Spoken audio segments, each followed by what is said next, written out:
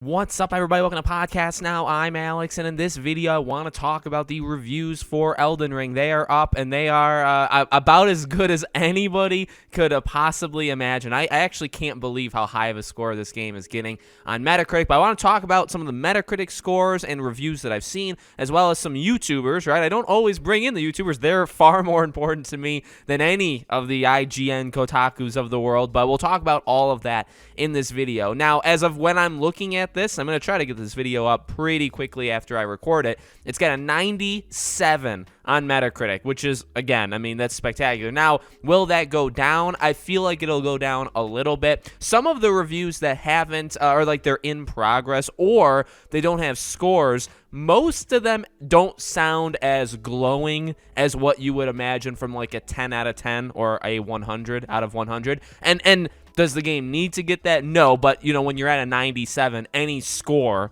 you know what I mean, that's not a 10 out of 10 is going to bring that down. So this game, I imagine, will probably end at like a 93 to a 95. I feel like that's probably a good spot. And again, I mean, that is, it's incredible. I mean, I don't even know how to use words right now because I'm happy for it. I am. Now, I do need to be very consistent with my previous thoughts, and that reviews really don't mean anything to me. I had decided to get this game long before the reviews came out. I think a lot of people have decided to get the game before the reviews come out. However, when you do get a game, I think, that's got a 97, that is kind of, I mean, it seems like so far, right, universally loved. When I counted, there were, I think, 20, maybe there's more now. Maybe there's like 21, 22, 10 out of 10s, okay? Out of 42 critics, half gave the game a perfect score. The other half, the lowest score is a 9. There's, again, when I'm recording this, there's nothing below a 9 on this list. Now, again, maybe some of the,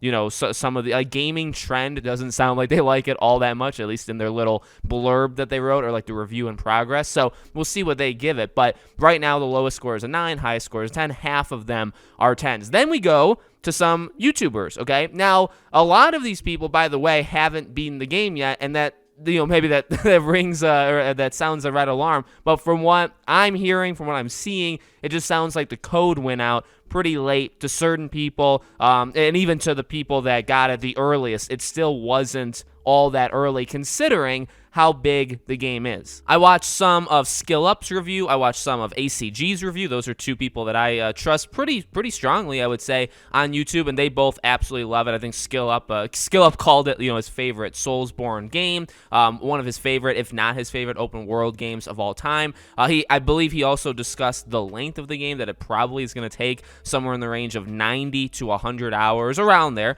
to do everything. If you wanted to do everything, beat every boss, etc. But honestly, to sum up what people are saying, I mean, it's actually incredibly easy. The game is incredible. The open world is better than we could have imagined it to be. The game feels good. The game is the best kind of coming together of all of From Software's. I mean, really, that's, to me, you know, just even kind of scanning some of these reviews and then listening to some of these people, that's what you hear kind of time and time again, that this is really the best of From Software. It's everything they've learned, and they've taken the best of it and all the stuff that they've learned and I guess maybe gotten feedback on, etc., and put it into just one, you know, one gigantic game. So, I mean, there's not even too much to say about it other than, because what do you really say about a 10 out of 10 game? It's incredible. Everything in it works. The game is a lot of fun. You know, it's the best that From Software has ever been.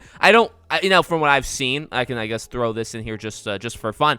From what I've seen, you know, this game is not like a serious departure from any of them. So, you know, if you haven't been into these From Software games in the past, I highly doubt, you know, this is the one to jump in, because this is kind of just, you know, the best of. I still think it sounds like it's still pretty difficult, judging from what I've seen from certain critics. So, you know, again, do I go based off critics? No. I decided to get this game, you know, when they announced it. I was going to get the game no matter what the review scores ended up being. But when you have something like that's a 97, now there are high games that have been very divisive. Like The Last of Us Part 2 is probably the best example, right? That game got, well, like a 92, 93. Everybody in the critic world was absolutely loving it. But the thing with that is a lot of the mainstream journalists loved it. Also some, you know, some YouTubers as well. But then you'd have the you know, the people here and there, the skill up, right, that would kind of come out and say, you know what, I actually don't like this game at all. And then you had obviously the fans that were kind of split in half on the game. And you know, that can happen just because you got a, you know, a 90 or up, or even, you know, something like an 85 or up, right? That's kind of a universally loved game. But just because you get that doesn't necessarily mean everybody is going to love it.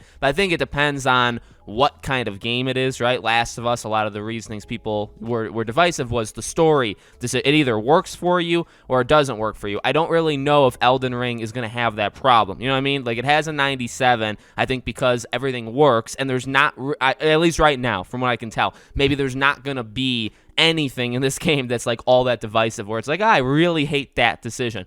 Maybe that's just not in the game. It doesn't really seem like it is, right? And because, again, it's not that kind of game where that kind of stuff would happen. So let me know what you guys think about the reviews in the comments below. I'll be playing this game Thursday night, Friday morning, whatever it will be, and you know, we'll make some videos on it. I'll do a review. I'll do a review if I can get past like 10% of the game, but we'll go from there. Okay, thank you guys for watching. Make sure you guys are subscribed, bell icon turned on. If you want to follow me anywhere else, all my social media links are in the description below, including our Patreon and YouTube memberships, and I hope to see you guys on the next video.